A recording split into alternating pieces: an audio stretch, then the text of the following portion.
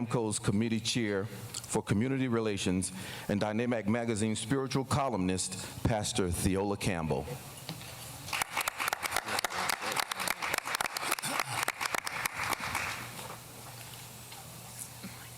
Good morning. We're excited that this day has begun, and we're looking for a wonderful time. I know we may be a diverse group of faith traditions, but I am going to pray for those who believe in the Most High God through Jesus Christ. Join me. For those who don't, have patience with us. Let's pray.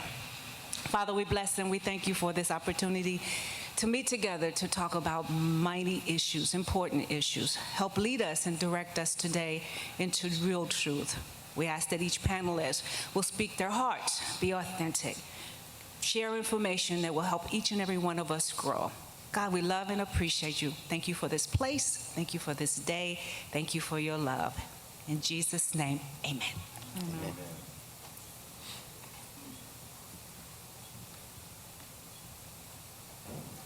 Ladies and gentlemen, please welcome our Leadership Roundtable panel moderator, Dr. Archie Irvin, Vice President of Diversity at Georgia Tech, with panelists Dominica Groom, Marriott International, Mr. Eric Fisher, Southern Cal Edison, Board Commissioner Jeffrey Turner, and that concludes our panelists. Ladies and gentlemen. One more. Sorry, baby. Oh, okay. Welcome, welcome. Traffic was lost. It reminded me of my ex-husband. Ladies and gentlemen, Mayor Evelyn Wynn Dixon, and I present to you Dr. Archie Irvin. Thank you, sir. Thank you. So I don't even know if I can come to the mic after that. So good morning again. Good morning. Good morning. We need some coffee to get this rolling? I hope not. I hope not. I'm going to do one thing. I'm going to get some things out of my way here because I didn't. I can do this. Fine. Can I do this? Thank you. So I'm really pleased to be a part of the forum this morning and to discuss what I believe are some really crucial areas of our social context in America today, diversity and inclusion. Still, I think, to be one of those continuing opportunities for the future that we as a nation must address. My role today is to be a moderator and not to speak much more after this introduction of what I'm going to say this morning, and allow our panelists to speak with their expertise and wisdom and experience about some of the issues that we're going to raise around diversity and inclusion. So I think the goal of the roundtable today is to hear from corporate, public, private sector leaders about opportunities to enforce and implement meaningful public policies that focus on effective diversity and inclusion in the workforce. And I think that that's a critical link for our nation as we strive to be the nation of a diverse people and a nation where we will have no majorities in 20 years. And that's important for us to face. So I'm going to begin by asking each of the panelists, if they would, just for a minute, to give us some sense of who they are with respect to the work that they do by answering this question. Share a bit about the diversity and inclusion priorities or work that you do, and help us to understand why the work that you do is important for our nation, and for us to understand how we can work with you and partner with you to make it more effective in the long run. And I'll begin. I don't want to do this linearly, but we'll do it the first time. Dominica, could you start? Perfect. Good morning, everyone. Thank you for being here this morning so early on a Tuesday. It is Tuesday, right? My name is Dominica Groom, and I am the Senior Director of Global Sustainability and Supplier Diversity at Marriott International. My passion is diversity and inclusion, so that's where it starts. Professionally, my responsibility is, given that we are a global multi-billion-dollar corporation, is to identify opportunities opportunities for diverse-owned businesses to integrate within our global supply chain. So my core responsibility is helping entrepreneurs to understand and get access to my corporation.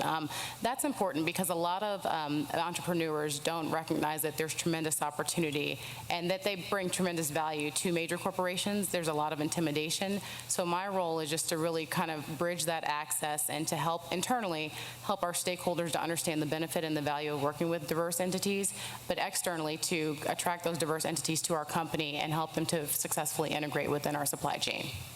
Thank you. Great. Good morning. My name is Eric Fisher. I'm the Principal Manager of Supplier Diversity and Development for Southern California Edison. We're a regional utility, and in that role, as my colleague Dominica said, is to advocate on behalf of for me, it's all ethnic groups and disabled veteran categories in order to find ways to find them opportunities. But I think my ultimate role is to develop these businesses to be better businesses throughout all of their journey. Not even doing business with me, but if I can develop them to create and stimulate the economy, then I've done the things that I need to do.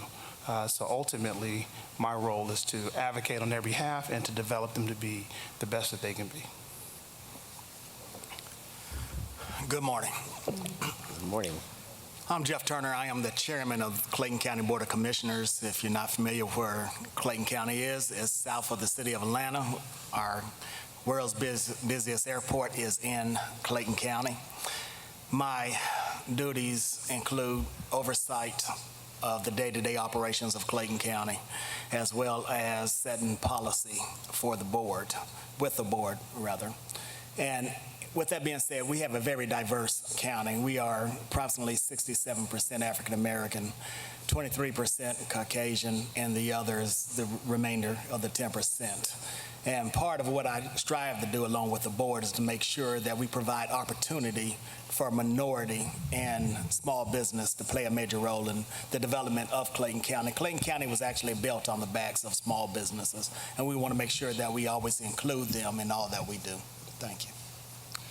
My name is Dr. Evelyn Winn-Dix, and I'm the mayor of the phenomenal city of Riverdale, Georgia, in Clayton County with my chairman. Thank you for giving the stats. But what I wanted to say in regards to diversity, it takes on a different concept for me other than just business. Economically, my city is doing phenomenal with growth and diverse in businesses and everything. But my premise is to motivate and encourage diverse. Growing up in segregation, my goal is to go out and motivate women, single parents, and all of them that you can be a great part of this economic growth. Myself, coming from a very obscure beginning, being on homeless welfare, Section 8, all of the government things, I want to use my life as a catalyst to let, no matter what culture you come from, it is possible for you to make it. And don't let anybody get in your heart and your mind and tell you that you can't. So even though I work with chairman all the time, we're getting new programs and grants and making it wonderful to live in the city of Riverdale with culture centers and everything. The main thing is we got to change the thinking of the people and their hearts to let them know that it is time to fight. And that's what I want to do for diversity.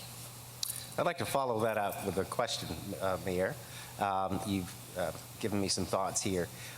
And this is for the entire panel to think about. We may not have all four. We'll kind of listen, see what happens. In terms of providing access, you want to make sure that you model those kinds of behaviors that get you to where you've gotten in your life. And thinking back, and in your current role today, are you working on or working with others on strategies that actually help to increase access to success? It can be leadership development. It can be introduction to the entrepreneurial world or those kinds of things. Are you doing those in your roles today that will help make for a better future? Yes, and what I'm about to say may seem crazy, but it's true. I try to go in the community and use fraternities, sororities. We have partnership with the faith-based to go out and then educate, because that's where people go. And if you want to get information out, educate the pastor, because when people go to him, he can disseminate the information. But mainly, we go to social clubs, we do everything, bars and girls clubs and homeless shelters and everything. But the main thing is the little seniors in the community who can disseminate the information you want to get out. And they don't mind walking the street and meeting people in a way that can help get your plan out. That's what I love, because when I ran for mayor, it was the little old ladies that helped me get elected. And so that's who you go to, Okay. your seniors. Okay. What about at the county level? Well, to the mayor's point here, you have to have a vital recruitment initiative in place. You got to make sure that you go out and recruit, but I've also found that once you start recruiting businesses and people to come to the county, we all want to have just as a diverse county in the workforce and other places as possible. But let's talk about the workplace. Let's talk about the SLB. Some of the projects that we put out for, and we put a RFP out. We get some companies that aren't qualified, that are minority business or women-ran business. And I find that troubling, because we should help do our part and better prepare them and what we're asking for. So we try to help establish workshops. You know, it's one thing to recruit, but it's also, I feel like, on our backs to be able to let them know what we are looking for, how you can apply and have a great opportunity or a chance to be able to be competitive. Because at the end of the day, I think any business wants to be competitive. But if you take that away from them, if you're recruiting, do not have a plan in place for them to be successful, then that's problematic. So recruitment, you have to you have to make sure that you set them up for success and not failure. I think those are some of the biggest issues that I've seen within the county government when we're trying to prepare to bring those diverse companies into the county. So in the corporate and multinational world, where the economic engines of our country are driven, can you talk about that a little bit? Yeah, well, I think the interesting part is when you look at California, we've gotten it right. You know, we're a regional utility. Our ratepayers are diverse. And so we look at our supply base and say it should represent the communities which we serve, the folks that work within our organization. And we've done a good job. I think there's a great job ahead of us. When we look at our $4 billion in spend, over 42% of that was done with diverse businesses. So that was $1.8 billion spent with small diverse businesses, which was actually a number of over 700 diverse suppliers, everybody from African American to the LGBTQ community. I think the other part that we got right is that we figured it out that we have to create this sustainable supply chain, which means we have to develop. We have to develop these folks to be prepared to do business with us. Last year, we conducted over 80 training classes throughout the entire state of California to be prepared to do business with us. But we've also said, hey, not just our organization, but our prime suppliers, they've got to support in this too. They got to be coming along for the journey. So that we put a lot of emphasis on them developing small, diverse businesses within our communities to do business with us. And I think the key thing here, that if I can't say anything else, is that the person that has a small Southern cooking facility should be able to do business with us. We just got to figure out how do they play into the mix. And that's us having that discussion. That's us sitting down and coming up with a game plan that says, let's get you prepared to start doing business with corporates. A lot of times they believe they can't play, but they can play. We've just got to get them into that mind frame of, hey, here's the processes and protocols, and we're going to help you develop those so you can play. And at the end of the day, what we found is those businesses are more successful than your much larger organizations. Okay, that's great. Marriott?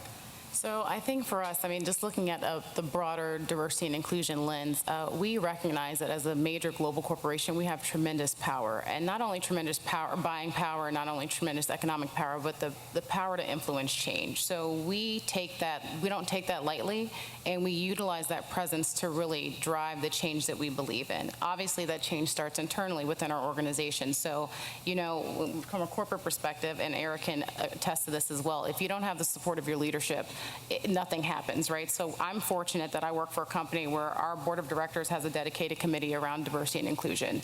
Our CEO has a dedicated executive level committee around diversity and inclusion. That's where the accountability starts, and then that's infiltrated throughout the organization. So because of that, we are able to, as you talked about, Mayor, earlier, create that mindset and really drive, because you can't emulate, you know, change externally until you drive that change internally. And candidly, we're in an organization where we have diverse representation, and oftentimes diverse representation means that you're working with individuals who don't really have a diverse mindset. I mean, they have a narrow mindset, so there's diversity on both sides, where you have people who embrace it and believe in it, and you have people who are non-inclusive. So we had to work a lot internally to really create that mindset and shift behavior, and then now as a result, we've been able to have an impact across all of the diversity and inclusion platforms across our company. But that really puts us in a great position, but it's really all about grassroots. And once you establish that mindset and then you find your champions of change, then ultimately you're just able to go and have a major impact across the globe. So changing minds and behaviors. Yeah. Minds are probably easier, well, maybe not, but you can at least see behaviors change. Let me ask about processes, and I know that corporations, and I consider Georgia Tech, it's a public entity, but we're corporate, and that's what we do. And we work a lot on trying to help our leadership and those who make evaluations of what competence looks like understand that we have blinders when we view other people. We talk about implicit bias and those kinds of things. So how big is this in your world, what you do with the corporate leadership ranks, which is where change happens, and getting from Main Street to C-suite it's a process. Yes. And one that's not necessarily open all the time. Can you talk a little bit about what you do inside Marriott and other sectors? Yeah. Absolutely. So, I mean, ultimately, it's accountability. I can't emphasize that enough. So, in our business world, if it's not measured, it doesn't matter. So, we create metrics, performance metrics. So, every executive leader across our company has metrics around diversity and inclusion, and it's not just siloed like to represent supplier diversity or employment. At the end of the day, it's focused on every aspect of our business, whether it's engaging our customers. So, we just launched our first, multicultural campaign a couple of years ago, which is fantastic, or whether it's from an ownership perspective. A lot of people don't know that as investors and as people with capital access, you can come and invest in our company. So we've created that lens as well. Every executive leader has accountability, so when they have accountability, that trickles down into the organization, and all of the decision makers and executors have that same accountability as well. So for us, that's where it starts, and ultimately when you have that level of accountability within your organization, it drives the success across the company. I want to make sure I do this justice. We actually have a young lady by the name of, her name is Honorable Gwen Moore. She championed this legislation called GO 156, and it was really about telling the utilities that you have got to do your fair share of ensuring that diversity and inclusion is occurring within your workplace, not just in the framework of supply spending, but also throughout your management levels. So I think that was the first catalyst that really worked in our favor. But then to her point, Dominica's point, then you start getting into metrics. And what you've been able to do now is get these organizations to actually almost compete, right? Because they're looking at themselves and they're saying, well, how can I continue to drive value within my organization? Because even though they're not siloed, they're still competing independently for their profit and loss statements. So really now that you put this metrics and you've uncovered this kimono, now everybody gets a chance to see how they perform. Believe me, it's something that no one wants to look as if they're not doing what they're supposed to do. But I think for us as a utility, we have to answer for this every year. We have to put out an annual report. We have to have our senior leaders sign and testify that these numbers are accurate, and they have to sit down and account for every dollar that's spent and why wasn't more done. So for us, it's been this top down, middle out, and it's allowed us the opportunity to continue to do what we do. But I think with having these, the unconscious bias that you talked about earlier, I think, when someone gets into a position of power, they want to be seen as a success. And sometimes they're not willing to take that, what they perceive as a risk, which could actually be, a phenomenal windfall. But it's got to be, excuse me, you've got to have that willing to take that risk. And I think that's the one thing, I've had a lot of the communications within our organization is saying, take the risk. You know what, nothing can come out of it but nothing but betterness. Because you know what, if that person fails, I'll help them, prepare them to be more successful in the future, but I'm not going to let them fail. I'm going to work with them step by step to ensure they're successful. And if we can continue to take that mindset, you don't have a perceived risk. So if we talk about diversity and inclusion as being critical to economic success, and it is, what does that really look like at the county and city level? What really drives you daily in terms of ensuring that there's equity to this diversity and inclusion? Well, one problem that has been brought to my attention over and over again is that it seems like the same companies get the contracts over and over and over again. So, when you set policy, again, you have to make sure it's measurable. You got to have those metrics in place.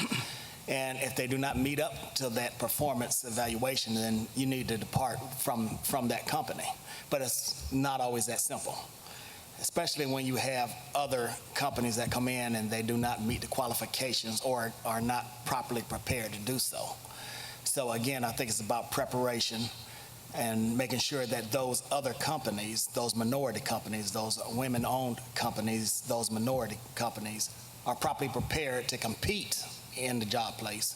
Because there are so many projects that, one thing that we've done when we set policy with our SLBE is to establish a 20% minority-owned company clause in there, that they have to have participation of 20%.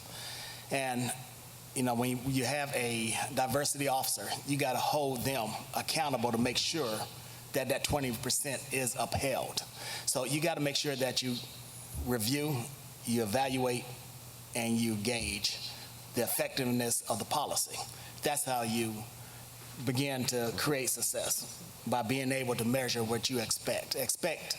What do they say? Inspect what you expect. There you go. Something like that. So the more companies that you are able to bring on that are diverse, that are of minority status, I think that's where a county is successful in its policy when it comes to diversity and inclusion. Mayor? Well, my little city's not but 4.5 mile big, and I got 15 citizens that's very diverse. So I don't have all that land and stuff like Jeff do in the county. So I can just build straight up sometimes, and I have people who move out. But in regards to diversity, we've made it possible, according to our policies and procedures, working with planning and zoning, that we meet that criteria of women. But you know what the biggest problem has been? Since we're on the panel, we telling the truth, right? Yep. All righty. What has happened is this. Many instances when you do try to include minorities, they don't have the funds to complete the scope. I'm being real. You put it out there for females, Hispanics, women, whatever. In many instances, they don't have the money to complete the scope. We just implemented a brand new amphitheater, culture center, city hall, a $5 million park, skateboard park. We're doing a lot of great things. And I'm sad to say, we've only been able to utilize 4 minorities because they don't have the money to complete the process. So what we're doing is now we're putting it out and praying that people can be in the position to work with us on those projects. We're getting a lot of restaurants, a lot of clothing stores. People are able to maintain that diversity. We even got our own radio station. Don't pay no commercial, 99.1 Fat Max. But that's what we do. But at the same time, we tell them, don't give up. I'm a strong believer. We got to impart in people, however hard how bad do you want it, that you will keep purging forward until you get it. And that's the biggest thing for me. And then praying that they do have the money to complete projects. Yes. I just want to add something, and I think she hit on a very key point, and we find this all the time. But you know what I also say? Ask the questions. Sometimes they don't ask the right questions, and this is one of those things we talked about development. You talked about not having enough money to finish the scope. Well, sometimes, you know what, the scope is broken up into so many phases, but we don't ever ask that question. You know what, are these broken up in phases? So now your financial responsibility isn't that big outlay, it's only that one portion. You know what, and then once you finish that portion, it goes to the next one. Then once you finish that one, it's the next one. But if you ask the questions and say, hey, in the RFPs, ask those questions. There's usually a question and answer period where you can actually say, hey, help me understand how this project is going to be funded. Because sometimes we're trying to fund for this big, large project, and actually you can break it up in smaller phases. So then you don't impact your insurance accountability, you don't impact your total outlay. So there's a lot of different things you can ask, and this goes back to the whole development piece. One of the things we really focused on was ensuring that we're developing these suppliers to understand, how do you respond to an RFP effectively? How do you prepare to put yourself in that position to outbid the person that's been there for so long? Because that person, to his point earlier, which was, hey, you know what? Sometimes it's hard to displace that supplier. That's the plan. And a lot of times that supplier, believe me, is benefiting from some of these same things that have occurred over time, but it's because, you know what, they know the process. May I just say this one little itty-bitty thing was this, what we're doing now, and we had our town hall meeting last night, we now have someone working to let them know where grants are, where to go get money to help yourself, so we can educate them, again, education, so that we can utilize them more and letting them know what's available. And you're exactly right about the break. Well, and I think, and Dominica, and I'm going to pass it to her, because I think one of the things that we do when we're out, we talk, we're all across the country, and we sit down and we have that tough conversation. Sometimes that tough conversation is hard to grasp when we say, you're not ready today. But you know what? You will be ready if you just do these things. And the one thing we always run into is when we see that person again, we'll say, hey, did you take that homework assignment we gave you? Did you do the following things we talked about? Well, no, I got busy. Well, you know what? That could be precluding you from finding that opportunity. But you've got to listen to when we're talking to you, because again, we're trying to give you the recipes for success. Yep. So one thing that I'll add is that 9 times out of 10, when an opportunity is presented to a diverse entity, or when a diverse entity is introduced to an opportunity, there may not be an immediate fit. But Mayor, what we typically do is corporations reach out to us. Let us know how we can support that process, because it's not just about them getting funding, but it's about them establishing those opportunities. So maybe 2 years in advance that this opportunity is coming for this bid for the park or for the amphitheater. Come talk to us, and maybe we can find a way to integrate that supplier within our business to help to build their capacity, so that when your opportunity is presented within their local jurisdiction, they are more equipped to handle that opportunity. So there are tons of local and regional and national corporations that are willing to support the work that you all are doing within the county. We don't have to be separated. We're all in this together. So feel free to tap into us. I agree 100% with that, because it's developing relationships between the public and private sectors, where if they aren't prepared and ready today, then they have a resource to go to where they can learn something valuable. So that is my final area I wanted to probe, and that is around this public policy space of partnerships. So can you talk a little bit about opportunities that you've had to have some of these experiences with local grassroots community groups to impact what we're talking about here, preparation strategies that would help all of us be more successful in this? you have some of those? Sure, absolutely. I mean, partnerships are the core of our business. I mean, nothing happens within our hotels without partnerships, and we apply that in every facet of our business, and diversity and inclusion is one of those. So we liked, as a hotel company, we have hotels in so many different areas, so we encourage our leaders at the hotel level to go out and within the local community, to connect with local government, with local organizations, to really understand what are the needs, where are the opportunities, and understand how to bridge those connections. Additionally, because we have a global platform and a global program, we partner with regional, national, and then multinational organizations as well to support this pull-through. We can't do this alone. I mean, Eric and I have a strong desire to get as many diverse-owned businesses integrated in our company as much as we can. However, in order to do that, you have to have those touch points with these organizations, because you have to, even like in this environment with NAMCO, to really be able to either be introduced to the entrepreneurs or to be introduced to different leaders within different spaces who can ultimately help you to bridge those connections and identify those opportunities. And I'll just, again, I echo the same sentiments Dominique just presented. I think the other thing that's interesting is when you look at it, we're a regional company, but here I am on a national scale. And we're always looking. I mean, I have suppliers that are here based in Georgia doing work for us in Los Angeles. Because you know what, I believe that the power of collaboration has been the key to our success. I mean, there's been companies that are much larger here that could actually provide a much larger footprint to a smaller organization in California to be able to compete. And it's been the use of the grassroots efforts, using our African American chambers in order to work with, hey, identify some folks that we could potentially put these folks we met with in a national space together so they can combine themselves to become a national playing entity. And it's worked out to our success. And it continues to be one of the things that I advocate for. Is just because I'm in California doesn't mean you can do business with me. Absolutely. It means you can do business, because if you look at all the utilities in California, we're probably doing about $12 billion in diversity spending, because all of us have that same requirement. Now it's interesting, we have a soft target of 15%, but all of us are performing in the 40 to 50% range, because we understand that, hey, our consumers they look like us. I think that is absolutely commendable that you are such an overperformer, because in the work that I'm in, hitting the target is often, the high aspiration.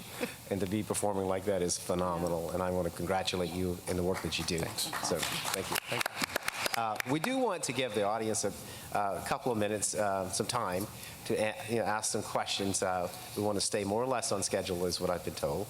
And so I think we have a mic that's available. Do we have any questions? Or if not, I have one final question that I'm dying to ask, but it can wait if you, right here is one. One right there. One right in front of you. If you just your name, please.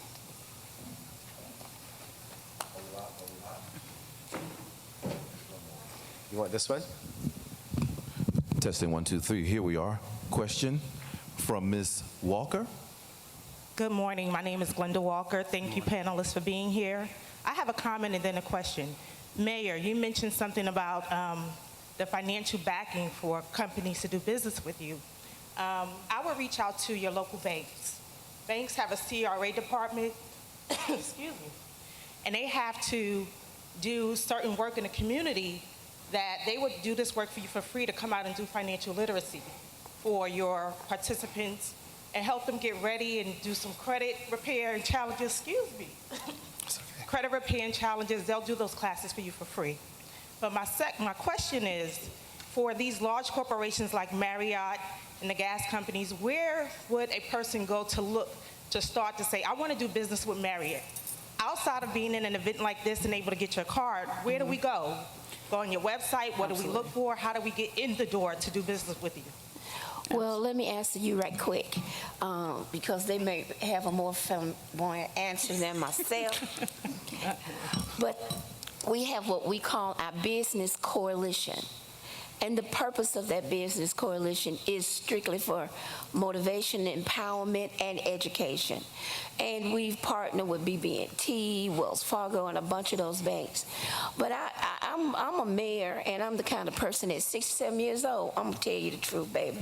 The hardest thing is getting people to come. Yeah. You can present information all day long. I have witnessed that in many instances you get a shallow few who are really, really hungry to move forward, to do it. So my job now is getting out there to educate them and empowering them to come. That's the biggest problem. But we have that in place, but get them to come. Let me chime in on that, and I appreciate the question because that Yes, gives I do me the too. opportunity to put a plug in here. But if you go to our website, claytoncountyga.gov, go to our Central Services Department. Within that department, you are able to register as a vendor, get additional information as to what RFPs are coming out, and they even send you text alerts or email alerts or whatever you need. And then they will also notify you in terms of what workshops are available or forthcoming. And I want to address that in two ways. I want to talk about your banking one first. And I'm a realist, I believe. So let's just say it what it is. If you look at 2008, the housing bubble hit us. Well, most of our small businesses, our bank was our home. When you look at how they ran their payroll, their bank was their home. So now when the credit market crashed, their credit crashed. And you know what? They're still there. But you know what? We've got to get them to come out of that shell and say, there's nothing to be ashamed of. Let's work with you and get you back credit worthy so now that you can do business with us again. You know, I've really been advocating to try to figure out how do we take these folks and make them bankable, because that's our biggest challenge. The banks will tell you, oh, we have money to spend, we have money to give you. Well, you still got to pass that criteria of what that loan looks like. So we've got to find a way to continue to develop them to be business ready, and one of those key things is building them to be bankable. And that's one of the first and foremost. And I've been advocating for that because, again, every bank says, oh, we got money to lend, but you still got to meet that criteria. I think the other part is being part of organizations like this, like your local black chambers, your local chambers. You need to be part of that. You need to come out, as the mayor said. They've got to come out. You've got to come out when they're given opportunities. If you're going to be one of 10, be one of 10, or be one of one. Because if that person is there, guarantee you, they're listening, they're taking information, and they're preparing themselves. Because when we sit down, at the end of the day, you still got to be able to do the work for us. That's right. It's not about just giving you a contract. You've got to be prepared to do that work. And we're going to make sure you're prepared. But there's a lot of things to be prepared. Insurances, bonding, capabilities. You know, not about how long you've been in business, but are you the subject matter expert that we believe you are? And if you're not, we'll get you there. But you've got to be willing to listen and to come out and listen and be patient. That's right. So, I mean, the simple answer is that our Marriott.com/diversity, it has all of our information around diversity and inclusion. Supplier diversity at Marriott.com. You can email us and submit your opportunities. I'll echo everyone's sentiments. You've got to come out. We participate in so many regional, local, and national events, and even global events throughout the course of the year, where you can have those touch points. Really, it's about establishing that direct touch point. We get hundreds of emails daily, honest to goodness. That's the realist in me.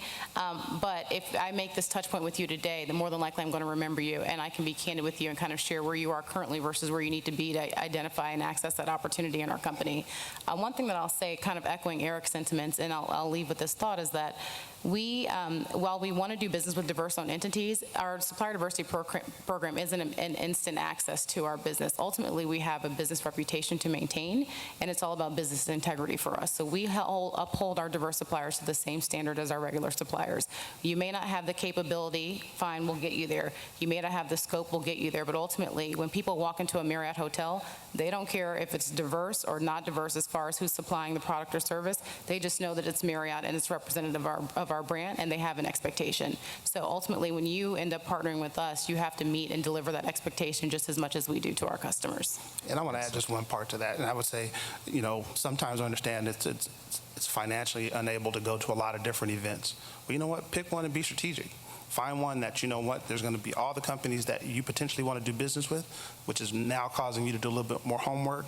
It's causing you to go out, do some Googling, as my 17-year-old would say, and start looking at where do you want to position yourself. That's the one thing. You know, you don't want to do business with everybody, but you want to be selective in who you believe has your same principles at heart. And align yourself to that. So, you know what, I want to try to break into this organization within the next 2 years. And so I'm going to watch them. I'm going to see who I need to meet. Here's key folks. Here's where they're going to be. And then attack it that way. Because, again, most small businesses, you're very hungry. And I get it, because my father was one. I was one. But you know what? You've got to be strategic in that mindset. And then we offer scholarships. We'll send you to events. We'll send you to courses. We'll do those things. But you've got to make sure you want to meet with us, talk with us, have that discussion. Let us know what your passion is. And then let us, you know what, and be transparent. That's the one thing I can say. Everybody wants to hold back. Oh, well, you know what? They might know this is my second business. So what? Let us know. That tells us that you have the desire to want to be in business. To your ambition, right? But come out and say that. Say, you know what? I want to be in business. I've had 2 failed businesses. However, here's why they failed, but here's what I'm doing to fix that. And say, you know what can you do to help me? It's okay. And we'll sit down and we'll come up with a plan. Okay, one last question, I think. Unless I missed somebody. I think Test. Let's take 2 more, please. 2 more. This will be Thank the first one, and she'll be the last. Thank you for being patient. Good morning, panel. Good morning. Good morning. My name is Reggie Meebane. I'm with the CDC here in Atlanta.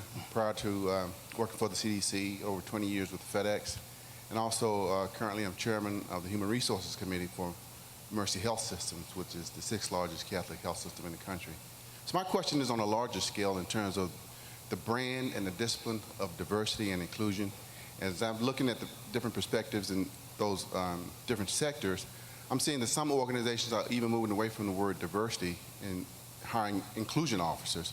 So my question to you as a panel in your sectors is, how are you dealing with this from a branding standpoint and getting more people to understand and appreciate the discipline of diversity and also this whole aspect of inclusion, which is so critical now? So I can answer that. Actually, we just kind of rebranded our terminology around diversity, and I've actually am focusing on developing a dedicated marketing campaign around repositioning our supplier diversity platform. Candidly speaking, the term diversity within corporate offices, when people hear me coming, I mean, they run. They're like, oh, Lord, here comes a diversity girl. And I'm like, I don't care. I can run fast, so I'll catch you. That's my philosophy. But the term is, I won't say played out, but the term it has weakened. So we are trying to be more strategic in our approach, because I think we find that more people are receptive to the idea of inclusion. But when you use the term diversity, it's borderline, depending on your mindset, of discrimination. A lot of people don't want to broach that subject. So we've adopted the term unity as it relates, and inclusiveness. So those are the 2 terms that we focus on broadly. And then specifically with my program, we've just adopted the new name exchanges. And it's the idea of basically the exchange of ideas and networking and opportunity and partnership and contracts. So we're trying to find creative ways to stimulate people, to encourage them or engage them, to intrigue them to learn more about what it is that we're doing, and then ultimately kind of drive results organically as a part of that. And I would echo the same thing. I think with us, we've probably gotten more now on the inclusion side, because we realize that a lot of the good things that have occurred with us as an organization has been because of not just diversity, but the inclusion of ideas and thought process from a diverse community.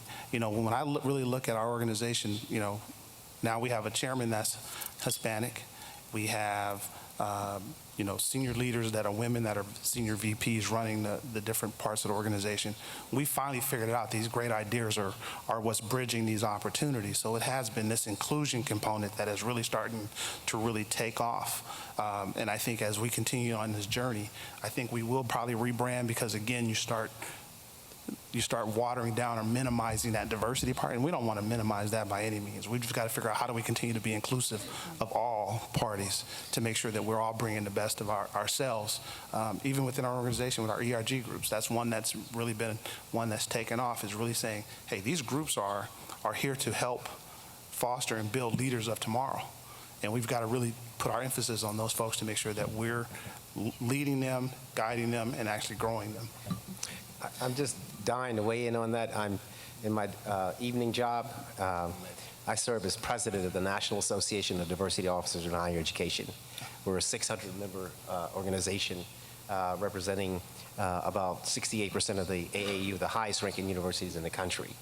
And we are engaged in that discussion. And, you know, I understand, you know, it's wearing out with some people. But philosophically, we have set our course to say that diversity is a factual issue. It has nothing to do with any sort of politics. It either is or it isn't. And without diversity, you can't have inclusion. And diversity without inclusion is meaningless. because if you aren't been successful when you're there, then you're window dressing.